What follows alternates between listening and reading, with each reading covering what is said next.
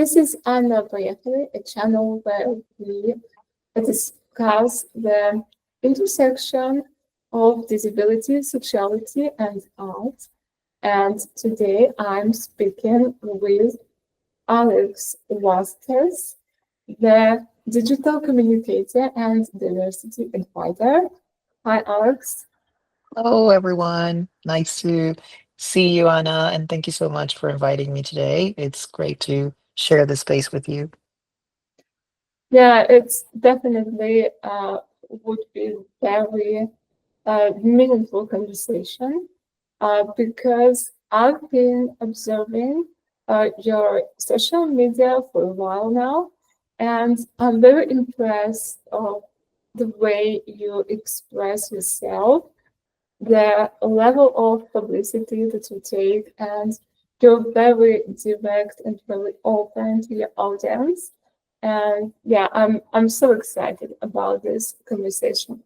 Like you are from Costa Rica originally, and you also lived in the US, and now you're living in the UK. So yeah, it's very interesting how you consider the cultural impact, like on the way that you're living. And could you please tell me about how do you find these differences and how the cultural environment shaped your experience as a queer and disabled person?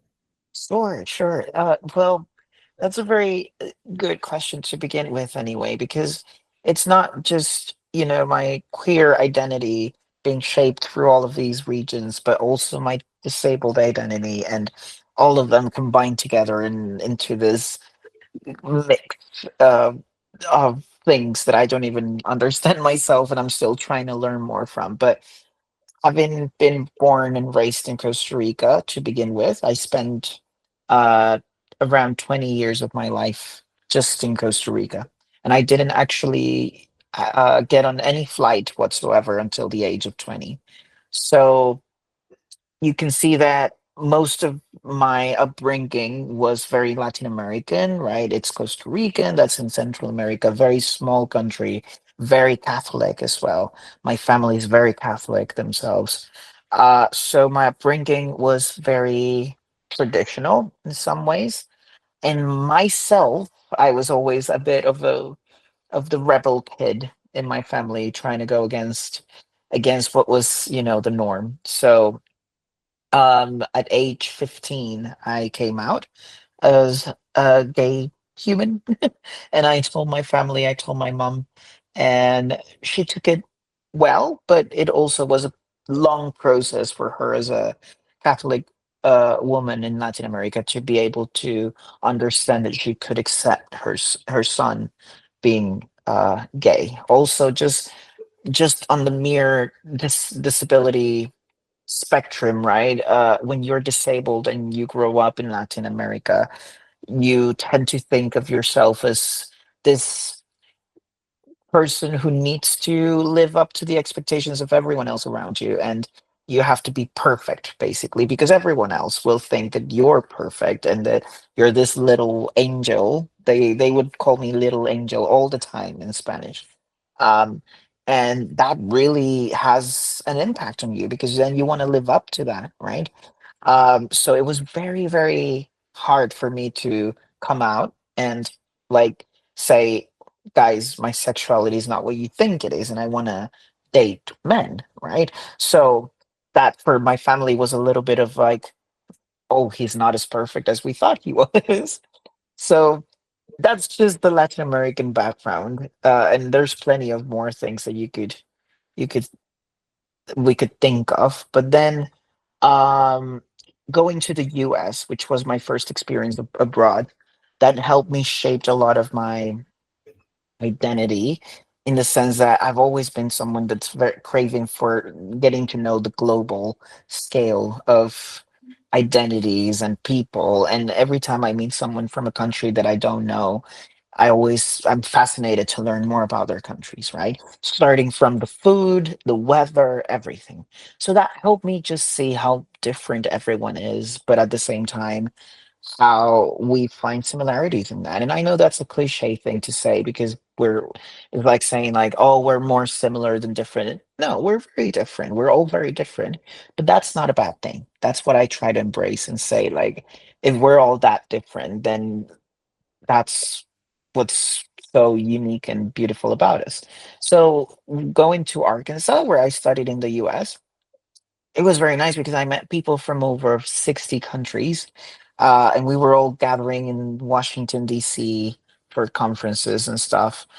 And that just was so eye-opening to the diversity of thoughts and everything, and how they wanted to implement disability into their own topics was really nice to see as well. And I can, why sorry, why why have you traveled to the US? what brought me to the US? Yes. Um, Yeah, so I was always, you could ask my mom, since I was 5 years old, I was always telling her that I wanted to go to the US. And I was very obsessed with wanting to go to the US, Mhm. mainly because of Disney Channel. A lot of it had to do with Disney. Actually, my first flight was to Orlando to Disney World at age 20. So I wasn't already an adult, but I was like, I want to go to Disney. Love And this. then So yeah. it's So, yeah. great. Yeah. I had this dream of wanting to be a star or whatever. Um, and that took me to finding academic ways of making that dream come true. So Mhm. I found a scholarship that is for undergraduates. So I was able to do a full semester abroad in the University of Arkansas, Mm. doing some classes on communications, poetry, literature. It was really nice. How do you find the accessibility of the universities? Was it difficult or not as challenge for you to study full time? Have you studied full time, right? Yeah. So Mm. I think every place has its pros and its cons because Yeah. in Costa Rica, the university, I feel like universities are always like their own bubble, right? So they tend to be very wheelchair friendly to an extent, Mhm. um some more than others. So in Costa Rica it was okay, but my family needed to drive me there, for example. I Mhm. couldn't take public transportation because outside the university it wasn't accessible. Then the US, I was able to live on my own. It was the first experience that I was able to live with roommates, um in the University of Arkansas. That was adapted fully with a shower, rolling shower, and all of that. And I could get around the campus. The campus was flat enough for wheelchairs to go around. But then if you got outside of the college town, like that little village where the university was, it wasn't very adapted. So the US wasn't for me in the end. And that's how I ended up in the UK. I don't know if I'm going forward too much, but yeah, basically, the US, you need to have a car. You need to be able to drive to get to places. Public transport, depending on the city that you're in, is not the best, right? And more than that, healthcare is really not that good unless you earn really good money or you have an insurance through your job. So that's the thing that deterred me from staying more in the US. I wasn't very aware of how to handle my diabetes, so I'm type 1 diabetic as well. And in the Mhm. US, I still needed to pay so much money just for one single vial of insulin. So then when I came back from the US, I started searching for other scholarships in other places, and I found the UK, and I saw that the NHS does cover my diabetes. So I was like, this might be good. And so I applied to the Yeah, UK. yeah, that's actually really great. I find the UK very accessible place myself. Yeah, and I can't say that it's ideal because there is no ideal place for wheelchairs users in this world. For now, I really hope that it's going to change. But at least in the UK, we can be relatively independent and we really can use the public transport and we can get from one city to another city very easily and go into public spaces, most of the public spaces. And yeah, I actually would like to ask you, what is your disability, just to better understand your conditions and what can you do, what you can do, and like how does it impact your day-to-day life? Yeah. So I have type 1 diabetes, first of all. That one I consider as part of my disabilities because it is a hidden disability mostly, right? And a chronic condition. Then I have something called Bruch syndrome or osteogenesis imperfecta as well. It's part of the same spectrum of conditions, which makes my bones a little bit more fragile and brittle. So I have had around 20 bones fractured in my life, that led for me not to be able to walk. And I use a wheelchair to move around, so I'm a wheelchair user. Um, However, I will say, in the in like the spectrum for osteogenesis imperfecta, 20 fractures is not that much. So mine is quite slighter than a lot of other people with the same condition. They go through like 100 fractures in their lifetime or more than that. So that's a little bit about that condition. And I think that's it. Okay, and I'm also interested, how can you compare the levels of accessibility and social inclusion, not for disabled people, but also for queer people in different countries that you live in? Yeah, I think you said it very well before. There's no ideal country or place for people with disabilities. And the more I've traveled and seen other countries, which I've not seen many, most of my traveling has been in the Americas and Europe, right? So I need to definitely expand the continents that I've visited. But from the three main regions where I've lived, they all have their pros and cons. In terms of queer identities, for example, Arkansas in the US wasn't the best. The only gay bar in the town was one gay bar, and it was in a basement. It was very hidden. I visited once, but it wasn't very nice to go to because it was very, very hidden. But then Costa Rica had a lovely small, very small gay scene, but again, very tiny. So you would meet all the LGBT people in one go, and that was it. I think it's expanded for sure since I left Costa Rica, and then the UK in terms of LGBTQ plus rights is great, and the London specifically, there's so much to do for people for queer people. Um, but then in terms of disability, London is still the one that I continue to see as the ideal city for living, and that's why I'm living here. It's very interesting because I know a lot of the activists in the UK and how they're currently fighting for rights and the benefits not to be cut and all these things that have been going on recently with the government. Awful, awful stuff, but I still am always like the annoying person saying in the background, yes, let's protest, but let's also remember that this is still the best country for people with disabilities that I know so far, because people tend to forget because they don't know what's out there and they don't know how people with disabilities grow up in other countries like Costa Rica, for example. I don't know how it was for you, Anna. Horribly accessible. Like I even couldn't go further than like I couldn't go out of my district when I was living in Odessa. Actually, it's a very big city, but there is no accessible public transport, like at all. Yeah, I was tied just to the car of my dad, and I was asking like to uh, drive me anywhere that I would like to go. And anyway, I couldn't go to many places. And being a disabled artist was very difficult because the galleries, the museums are not accessible. Yeah, there you go. That I completely identify. I can relate completely. And, I think we become then those, on top of being disabled. in the UK, we are also immigrants, right? So we become the annoying people trying to tell everyone else, look, it's okay to ask for more and it's okay to demand for our rights to be met. But at the same time, let's be grateful about what we have, right? And let's honor that the country has done a lot for people with disabilities, because in the end, it's not about just not protesting, because I again, let's go and protest. We those cuts are not good for people with disabilities here.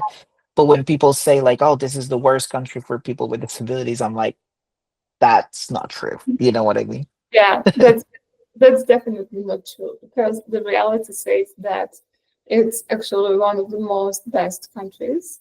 But at the same time, I think that protests are actually very good things, and I'm completely for protests, because a protest is that is changing things, and why the Ukrainian is not accessible, why Costa Rica is not accessible, because it's very difficult to organize a protest there, Mm, and mm, people just don't fight for it. And when I see the protests, like NHS protest, LGBT plus protest, like any protest in London, I'm very uh, happy when I see this, because I know that while in this country protests are something that is normal, this country is going to change and become better. agreed. Completely agreed. Yeah. Yeah, I noticed that, and actually it's very obvious that when you're disabled, it is like overlap all the other identities. Like people Mm, perceive you as disabled person if you have a physical disability, and they immediately start to think about you as person who has sexuality, has like any other identities. So how do you find your queer identity and disability identity intersect with each other, and do you feel like your one identity is like on the above of the other identity when you are in public places? ooh, yeah, I think it all depends where I am. Mhm. Completely depends on the group of friends that I'm with, or if I'm at work, or if I'm just at home. And I think all of them play out uh differently, right? And so if I try to explain, I guess if I'm at a gay bar in London, then I try to, which I don't frequent them anymore as much, but when I used to, I then definitely what I try to people to perceive more is my queer identity and my Mhm. sexuality and everything when I was in the dating landscape. But then obviously disability, especially not having a hidden an invisible one, but a very visible disability, then um you can not just ignore it. So my disabled identity comes in as well, and I try to embrace it as much as I can.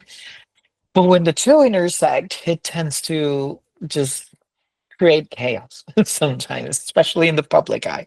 I feel like people are still not used to seeing people with disabilities have a diverse sexuality, so it still impacts them. And I don't know if you can relate, but sometimes when I tell people that I'm gay, it just I can see their minds going like, and their complete reaction changes towards me. Not for the worse, but just to a more serious one, more and I feel like that's why I always describe myself as an open book, because I have had to be an open book. Whenever I would tell someone that I'm gay, it feels like I'm opening that door for them to see me as more human, because unfortunately when they only perceive me as a wheelchair user or as a disabled person, their perception is very limited. What disability does into other people's perception, it tends to be a narrowing of their view. And then when you intersect with sexuality, it kind of opens up that perception a little bit more with a lot of other stereotypes too. But that helps us at least get to a point where they can get to know me a little bit more. And that's where I take that as a standpoint for them to ask questions and get to know me. So I think all of my identities continue to influence each other. Sometimes I embrace more my about my activism and disability rights. Sometimes I'm more about my LGBTQ plus rights. And sometimes I just want to sleep and not have to deal with the world. And what are misconceptions and stereotypes that you faced? Well, I guess especially when I was in the dating landscape and using dating apps like Tinder and Hinge and Grinder, which I didn't really use that much. Um, it was always about the stereotypes of like you're disabled, so you cannot have sex, basically. And that was upfront what a lot of people were asking me. Instead of saying hi, they would be like, "Can you even have sex?" Or uh like, "Are you capable of sex?" And I'm like, but that's what about, hi, how are you, or tell me about yourself. No, it was upfront that. So it was a lot of infantilization. They would think that I'm a child, that I wouldn't have any sexual thoughts or anything like that. So it was very difficult when it came to dating. And then when it comes to uh for example, groups of other people with disabilities, especially in Costa Rica, where again, a lot of people with disabilities are very religious, very Catholic, and I would introduce myself as a gay man, then they would also not have the most compatibility with me and start rejecting me based on prejudices of religion and stuff like that. So yeah, I always say that when I was 15, I thought, what could go wrong? I'm already disabled, and saying that I'm gay is just gonna be another nice community embracing it all. But no, it's actually been quite difficult to tie both communities. I think the queer community, unfortunately, nowadays continues to base themselves off of stereotypes of beauty that are not compatible with disabled bodies. So, Yes, yes, yeah. I've heard already about that from one of my friends who is gay as well. And yeah, he was talking with me about the stereotypes. Like he doesn't feel welcomed in many LGBT places, queer places, because they all are trying to be masculine and yeah, this stereotype beauty standards, and also I was thinking about if they behave like this, and very often, it might be a problem for accessibility as well, because it could be very like exclusive way to think towards other disabled people. Yeah, absolutely. And it's not just about like how they perceive our bodies, but it's how we perceive our own bodies, right? Mhm. Because it's not only like other people trying to be this hegemonic stereotype of beauty, but it's also what I was looking for a long time. Because I Mm, didn't know any better. So I wanted this stereotypical masculine man with muscles and whatever. And in the end, I understood as I grew up a little bit more that that wasn't really the point in finding a partner. It mm. was way more than just muscles, right? So uh that focus on that kind of stereotypes really messes up everyone in the community. And I think especially gay men, I think, out of all the groups, the queer groups. But yeah, it definitely messes all up. Yeah, and what personally irritates me much is that queer community and disabled community are very like separate from each other. And Mhm. I actually think that they should combine their efforts because we have the same enemies actually. And yeah, it's all about the capitalistic beauty standards, all about normality and the body that should produce, or for the government, whatever. Yeah, and actually, I really think that yeah, we should be more gathered together and not against each other. And sometimes I see people that are very friendly towards disabled people, but still homophobic, for example, and vice versa as well. And it's actually like it's not the right thing. It's not something that uh, I expected to see in people. Like Judith Butler said about disabled, that it's disabled gendered person. And what do you think about that? Because I saw on your channel that you are very open about this part of your life and that you're living with your partner together. And yeah, you're actually very open with it. I guess at the end of the day, it's about we have to embrace it because there's no other choice. Because Mhm. the other choice is basically living like hiding and not really being able to enjoy yourself and finding other people who can enjoy you, you know? So if at the end it's only those two choices, I'll do my best to embrace who I am and be myself. And that's always easier said than done because of course it doesn't come easily. It comes at a cost of being rejected. And I think one of the things that I had to practice a lot during my 20s was to be rejected because most people unfortunately in this society will reject you for being a queer disabled person. You just got to learn not to not get impacted by it because you will definitely get impacted by it. There was many nights where I just felt like I wasn't going to fit in, but to continue pushing and knowing and fighting your mind onto the idea that eventually you'll find your place where you'll fit in. um Always trying to be safe though, because I also feel like embracing yourself shouldn't come at your own personal health and safety cost, right?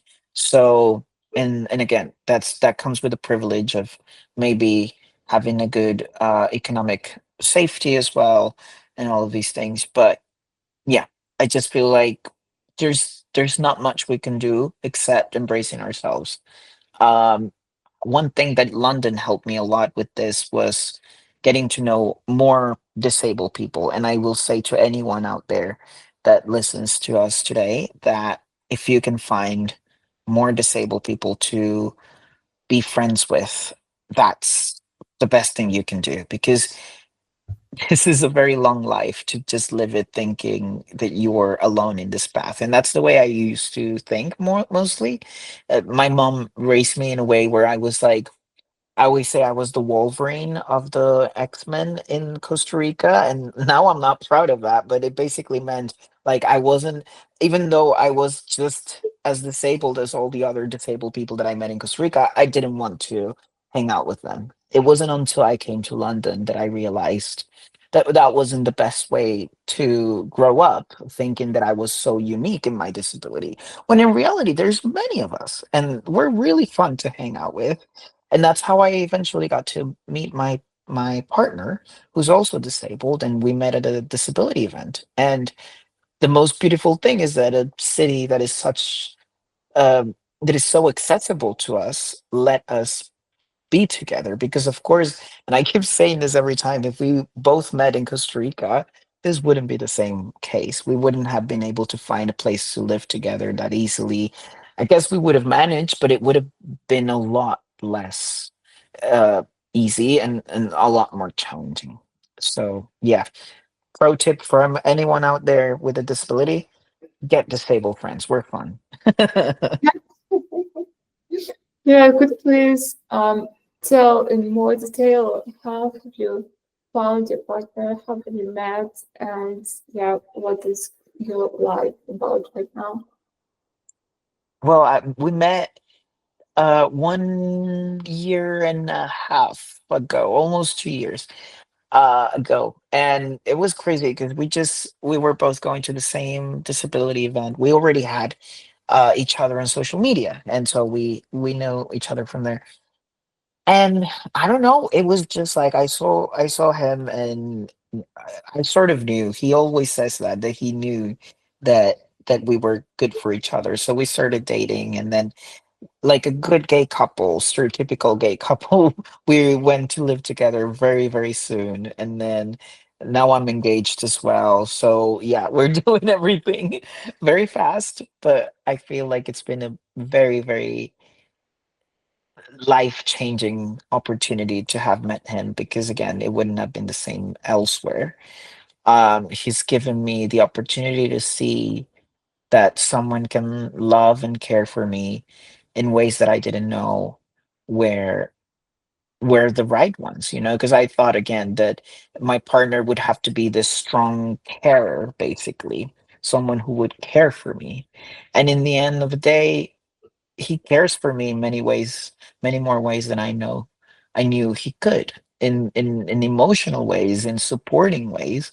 Whenever I'm down, he's the first one to help me, right? So yeah, basically he changed my mind frame on on romantic partners a lot, and I'm very thankful for that. Yeah, that's very lovely and actually the very important things to say because many people just think that having a disabled partner is just useless, like sport wise. Uh, yeah, they just think about people in a very consuming way. Like if you're not able-bodied, that you are not capable of doing different things like you. But actually, being disabled doesn't mean that you cannot be supportive, that you cannot be helpful, that you cannot be a great partner. Yeah, it's very important. Exactly. Of course, it's been challenging, right? Because I'm not just gonna come here and say like, oh, it's all been so easy. No, because it's two people with different disabilities trying to meet in the middle in the same house and trying to arrange tasks, the usual tasks everyone has. Who does the dishwasher? Who does the dishes that don't go in the dishwasher? Who does the trash? And all of that we've had to figure it out on our own. But that's been, I guess, very beautiful in itself, because uh, we both knew that we needed to focus on what the strengths of each one of us were. So I, for one, don't like doing like taking the trash out. I think it's disgusting, and I don't want to touch the trash. So he'll do it for me, and then I'll do something else. I love cooking, for example. So most of the times I'm the one cooking, although he cooks sometimes as well. He wouldn't not let me say that. To what extent are you independent in your daily life with your partner? Yeah, yeah. So my friends, my family, everyone has played a role, right? I think I was mostly dependent on my family when I was in Costa Rica. They were helping me a lot. I think everyone with a disability can relate a little bit to their parents being a little bit overprotective and not letting you do many stuff. But then I came here, and that's when I started having to do it myself because there wasn't anyone else. So I think immigrating to the UK helped me a lot with that. All of a sudden, I found myself in a student accommodation room. No one was gonna do my laundry. No one was gonna clean for me. No one was gonna cook for me. So I started slowly, uh, finding ways to figure that out. And I became very, very independent to the point where I started living in London on my own with my own flat. Uh, my first flat, I was very happy and everything, and having to do a lot of the things on my own. However, on my own doesn't, and this is something that I've also had to learn myself in this past years, that in being independent doesn't really mean doing everything alone.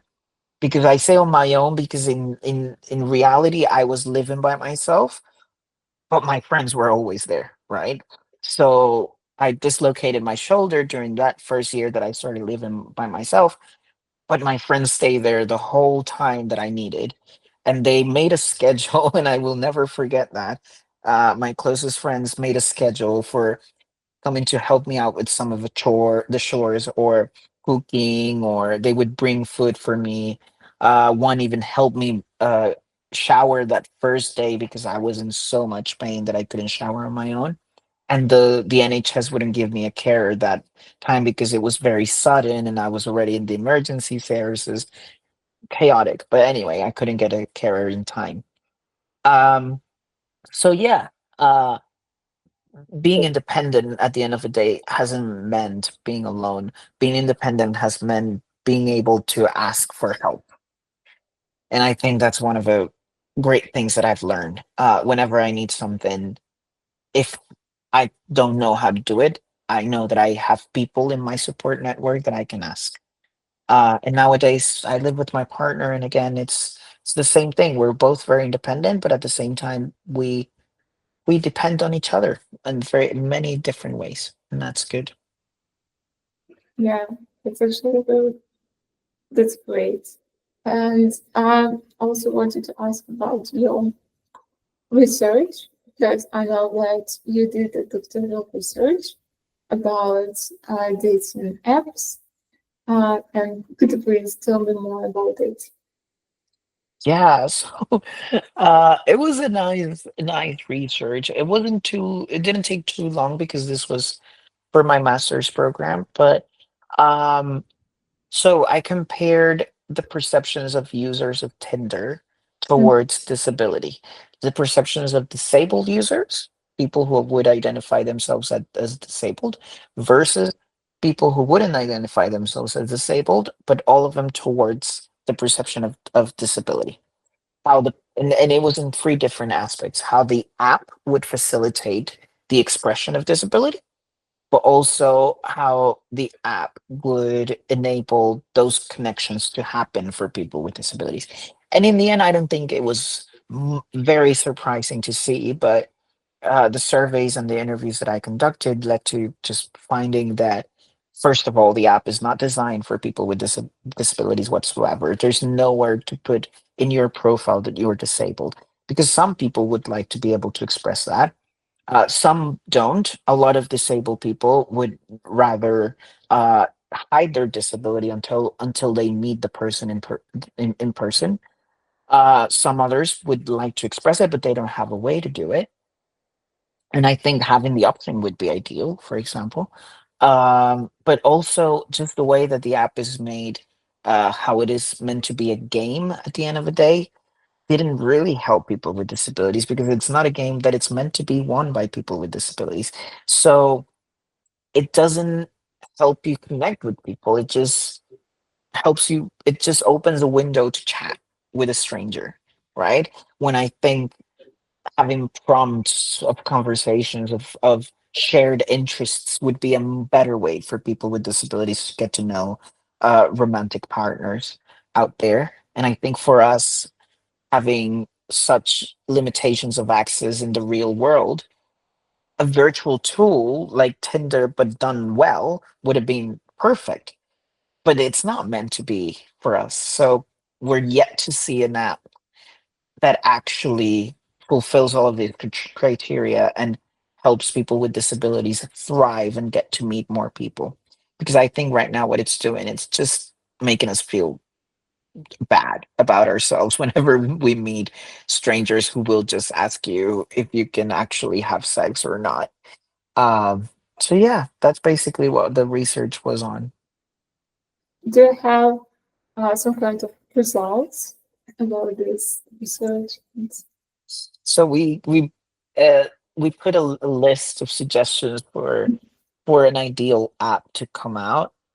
But nothing really materialized out of it. I think I would have to follow up on that.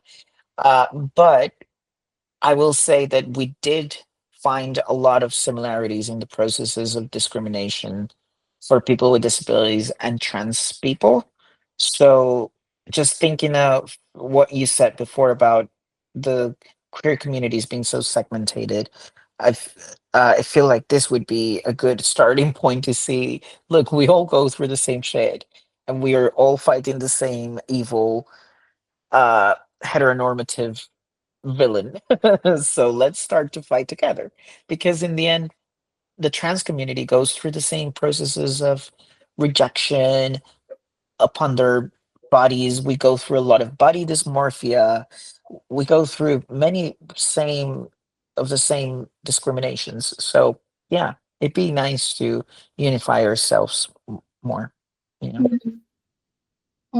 How are you navigating the language about disability and queer community?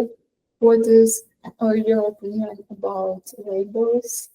Like actually some words, what words do you use to describe yourself, for example? The language. So when it comes to disability, I know that people have many different terms, right? Uh, the people say like people with disabilities, disabled people, handicap, which I don't like, uh, cripple, which I definitely don't like. There's so many different terms nowadays. Um, but I try to tell people to always emphasize the word people because we're people, and I think that's the main bit of it all that keeps them being forgotten. That we're people, so let's try to use that kind of language to reference us. Um, but then to describe other identities, I just try to go with the flow. For example, gender wise, I consider myself non binary because sometimes I feel very masculine, sometimes I don't. And I fluctuate between that. And I just feel like gender is so outdated. We shouldn't even be talking about gender anymore, but it's the way we have to do it for now, right? And in terms of my sexuality, there hasn't been a label that I like anymore because since I now define myself as a non-binary, but then I say gay, so it does give you all of these stereotypes with it. It's just labels help because they give us a way to represent each other and be able to speak about ourselves and what who we are, but it also limits us so much. So I think it's good to talk about labels, but it's not good to obsess over them, right? So I am a disabled queer human, but there's so much more to that than just those words. And in order to find out, I need people to actually ask me, you know? And I feel, and I always say this, so I'm sorry if I sound repetitive if someone listens to me and all the different things that I've been on, but I always say like the real accessibility is not a lift or a ramp, is when people actually ask us questions and gets to know us, because the real inaccessibility is to society. It's not really to the building. I don't do absolutely anything by making it inside a building or a store or a hotel if at the end of the day inside those places they won't treat me right, they won't treat me like a human. So if you are worried about accessibility, get to know people with disabilities basically. And and also the labels I feel like have made so many, or the language has made so many people fear disability, when I feel like it should be the opposite. There's nothing to fear about us. There's a lot to get to know about us though. Yeah, absolutely. That's true. And in terms of your ways of interaction with the audience, what inspired you to start the Wheels blog, and what messages do you hope to convey through it? I created the Wheels box since I was like 15 years old. So I wanted people to just see me. And I know that's very selfish. I try to put other people in the spotlight as much as possible because I know my views are not the only ones, and anything that we can learn from each other is great. But I just wanted people to see my everyday life, basically. And that's what I've been trying to achieve. Uh, Seeing me not only on my ups, but definitely on my downs whenever I'm trying to struggle to find a house to move into, or struggles with my visa in the UK, or just when I was trying to find a partner. Well, that sounds like it was a project of its own, but it wasn't really. But I mean, like all the struggles of like love and breakups and whatever. And it's not that I put it all out there, but I try to make sure that people know that we go through ups and downs. And sometimes when I'm sad, I find myself trying not to post because I don't want to make people sad, but it's also part of it. It's also part of life. So at the end of the day, that's what I want to do with it, and I want people to see that I'm just as human as everyone else. But also trying to give more visibility to that intersection that we've been talking about. That uh, um, a guy with a disability can also be non-binary sometimes, because sometimes they'll be more masculine. Sometimes I'll wear all of the feminine stereotypical things like nails and everything. Sometimes I just don't want to talk about sexuality, but I want to talk about food, you know, all of that. I want people to see all the complexity of being a human. And now that I have a partner, I definitely want people to see us and how a gay disabled couple looks like. And my message to everyone out there is just to, if you're disabled, I know these are tough times, and I know that we're living through some really, really messed up things coming from the government in the UK, but also in the governments all around the world. So I want you to just breathe and find the spaces that you need, the times that you need during your day to embrace yourself and remember that who you are right now is enough. And I know that is completely, completely a huge task because it takes a lot for me to do the same. But try to find a way to embrace yourself. But if that is through art, like you do, Anna, that's wonderful. If that's through videos like me and wanting to film yourself, go for it. If that's through writing, if that's through anything that gives you that sense of purpose, then that's what you should do.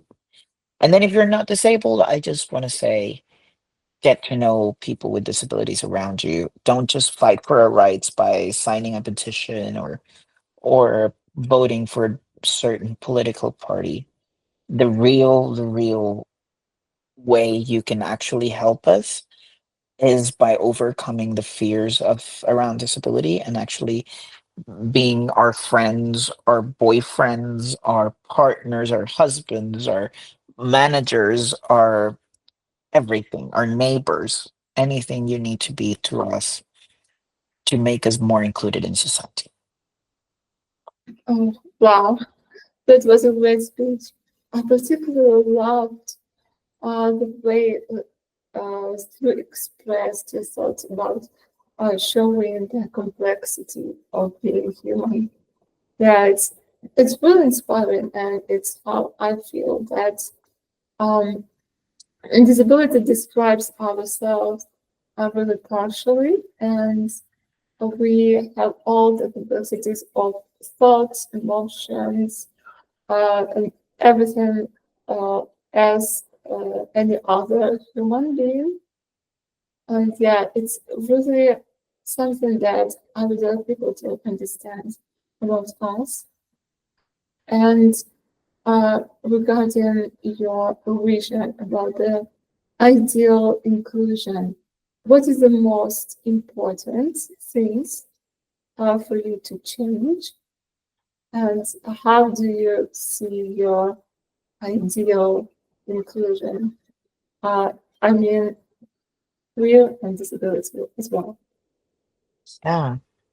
Um, I think my ideal inclusion is one where, like I've experimented sometimes here in the UK, the logistics of my disability become a a secondary thing in my mind and not the primary thing.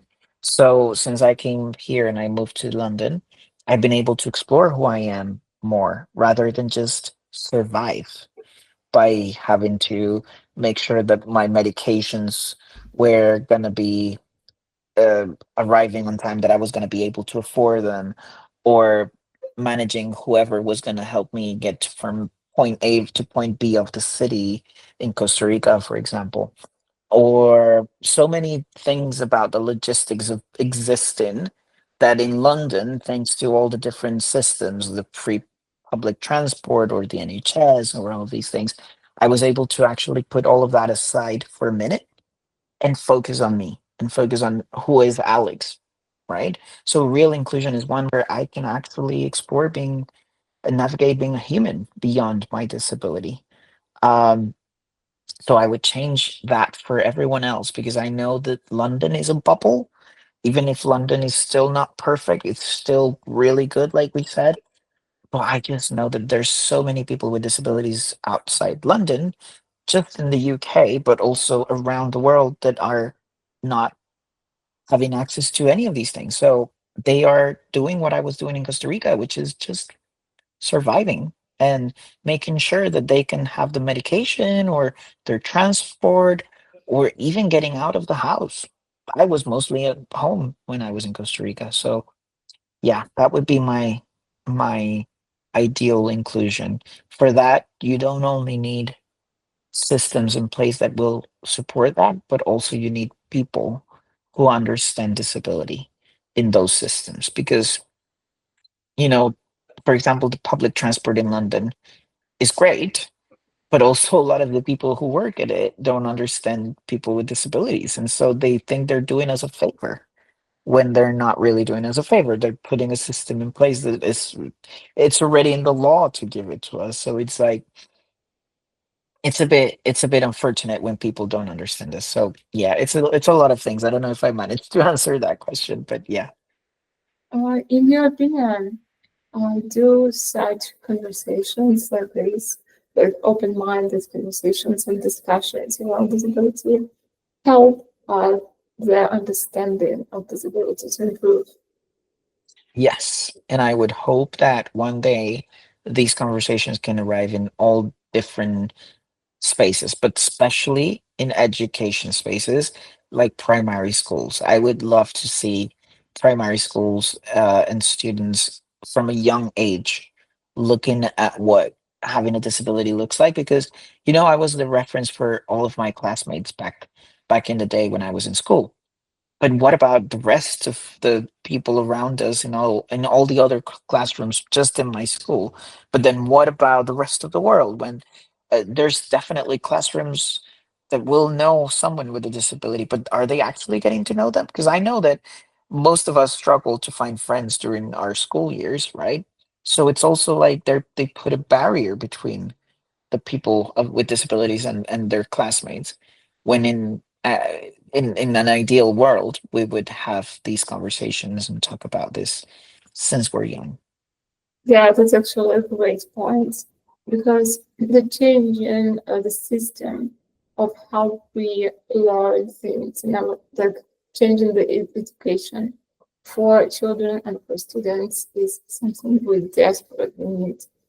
Uh, I, Definitely. yeah, there are so many things that are absent nowadays in our ever-changing world, like psychology, diversity, uh, sexual stuff, and yeah, everything. And what are your aspirations and the main goals for your blog, for your work, for your, I don't know, whatever? I I this one is the most difficult one for me to answer right now because I don't have a clear path in my mind right now. I think Alex right now and the Wheels blog is a little bit stuck. Why? Because I'm stuck. a little bit, just in my mind, thinking what's next. And I think a lot of it has been the immigration process to the UK, which is not easy at all, right? So I'm also like having to think a lot about the future in terms of like, will I have a job that will give me a visa and all of these things. You know the drill, right? Navigating an immigration system like the UK's is not easy at all. But I feel like I'm more towards the end of that and more towards settling down and thinking what's next. What I would like to see is the wheels go out to grow a little bit more on doing what I intended to do with it from the beginning, which is making videos as frequently as possible about my day, answering questions like all of these wonderful questions that you had today. To anyone out there who wants to know a little bit more about people with disabilities and just take it from there. You know, I've always been very chill with it. I try not to focus on the amount of followers or anything like that. Um, because at the end of the day, I'd rather have a few followers, but who are engaged and asking questions and getting to know about the topic of disability and intersectionality. So, yeah, that for one bit. And then also just continuing to explore myself in London and traveling, hopefully traveling a lot because I love traveling. And yeah. Excellent. And what advice would you give to individuals who struggle with similar things in their life, career and disability identities? Yeah.